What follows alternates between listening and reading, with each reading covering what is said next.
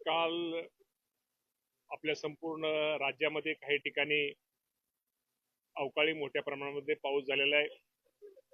काही ठिकाणी गारपीट झालेली आहे आणि विशेषतः हिंगोली, धाराशिव, लातूर, गडचिरोली, कोल्हापूर, सांगली, सोलापूर जिल्ह्यामध्ये या अवकाळी पाऊस काही ठिकाणी झालेला आहे.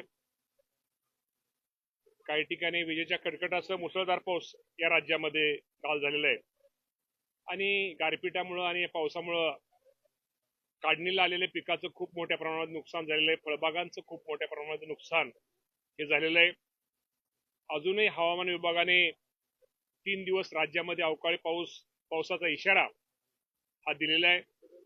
निश्चित या गारपिटीमुळं पावसामुळं जे अनेक जिल्ह्यामध्ये जे पावसाने शेतकऱ्यांचं पिकांचं नुकसान झालेलं आहे, फळबागाचं नुकसान झालेलं आहे, या बाबतीमध्ये राज्याचे मुख्यमंत्री देवेंद्र फडणवीस साहेब, एकनाथजी शिंदे साहेब, सुनेत्रा वहिनी पवार आणि राज्याचे महसूल मंत्री बावनकुळे साहेब या सर्वांनी ज्या ज्या ठिकाणी शेतकऱ्यांचं नुकसान झालेलं त्या ठिकाणचे पंचनामे करण्याचे सूचना ह्या खाली दिलेल्या आहे आणि महसूल विभाग आणि कृषी विभागाच्या माध्यमातून जिथं जिथं नुकसान झाले तिथं पंचनामे त्वरित करण्याचे सूचना आदेश या राज्याचे मुख्यमंत्री यांनी दिलेले आहेत.